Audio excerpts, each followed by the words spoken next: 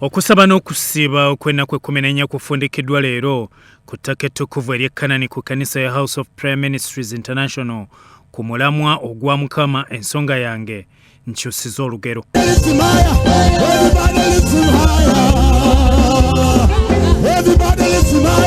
Omuyimbi Ssesanga Damasco akulembeddemu ettendo ery'amaanyi erikulungudde ebbanga.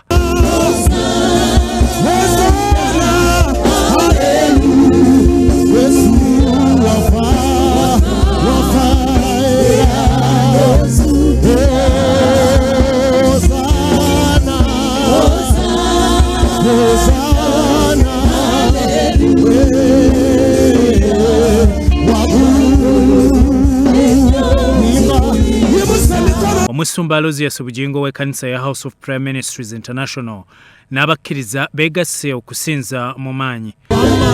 Ayagala kufumbirwa kwata ayagala obugagga nawe kwata wandibadde wafanada naye kwata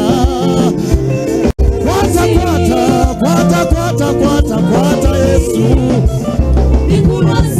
Abantu bangi Katonda yabakyusiriza dde olugero era bawaddeyo ebidduka bye bafunidde mu bbanga lino. Tuwaddeyo TX 2 kakati zino zosimanyi n'amannya gaazo Rubicon. Tulabe emmotoka ze tuterabangako. Mutabani wange yaguze naye y'ekivubuka Mark X. Aya. Mukama amafuta gano tugakuwadde era nga tuwaye emmotoka zino nga tusaba abatulaba ku TV, Solo Television, abali ku Salt Media App, abali ku YouTube, abali ku Facebook, abali ku TikTok, abali ku Salt FM zonna ne bana abayimiridde ku ttaka ettukuvu erya Canaan land tewabanga n'omu atavuga ku mmotoka etegerekeka. Era zino tuziwongayo mu musaayi gwa Kristo Yesu nga tusazaamu endagaano z'amawanga gye bazikolera gye zaapakinga. Buli kyali kikoleddwako nga si kya bwa Katonda tukisazaamu tuziwaayo eri Mukama. Abaana bano bazivuge bazeeyagaliremu baziveemu nga badda kuzisinga buli kaseera. From glory to glory, amafuta tugaawudde mu linnya erya Yesu. Ebale Mukama, ebale Yesu Kristo. Abalala balaze bye bafunye ku ssimu nga banjulira Katonda byakola. Akyusiza olugero mu kuyita mu kusaba n'okusiiba. Waliwo eno TX ono naye yagifunye Mukama yamukyusiriza olugero. Tukuwanze mu linnya lya Yesu Kristo Munazaalesi. Katonda akole ebyekisa. Tugiwaddeyo tufunanga buzimbonna. Mukama akole ebikulu. N'eno nayo tugiwaddeyo mu linnya lya Mukama Yesu. Zino ezimu bazimpeeredde ku ssimu. Waliwo n'awaddeyo ebyuma ebikozesebwa mu kusinza era abakkiriza beegasse okumusabira Katonda amuwe musera. Tubadde tukyasinza nga tukyatendereza. Jjukira twasalawo okukola kampeni y'okukyusa saawundi.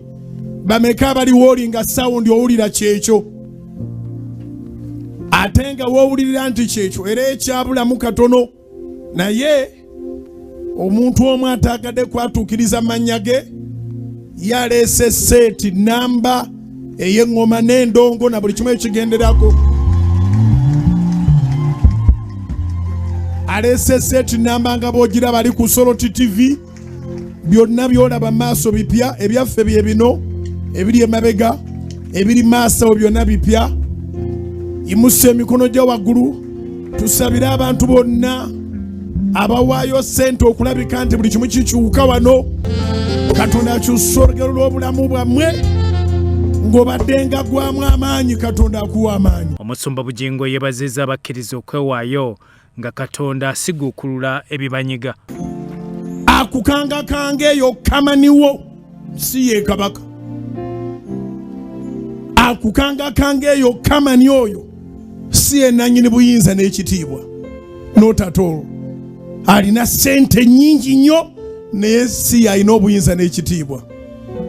Akuteereddewo ekitindiro amaze n'okiteekawo emikono obugazaano oba emekala bagenda kukasuka okwo obeere okwofire kulinga emmese naye mukwano toli mmese wadde tolina ssente oli mwana wa Katonda.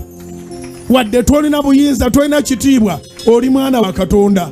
Munabudu Bugingo agamba mu kunoonya Katonda owangula byonna tokkiriza kunafuyizibwa sitaani. Nabagamba ebizibu tetubyagalira ddala, naye ebizibu bwe bijja Katonda waffe agolokoka n'alaga amaanyi.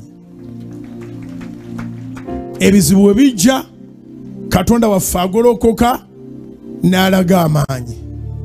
Mwebale kwagala Katonda, mwebale kwewaayo, mwebale kumanya nannyini kitiibwa, nannyini buyinza, nannyini bwakabaka. Byatumwebaza Godfrey, Soroti TV, Omunyo. Download the Salt Media app from the Google Play Store and the Apple App Store.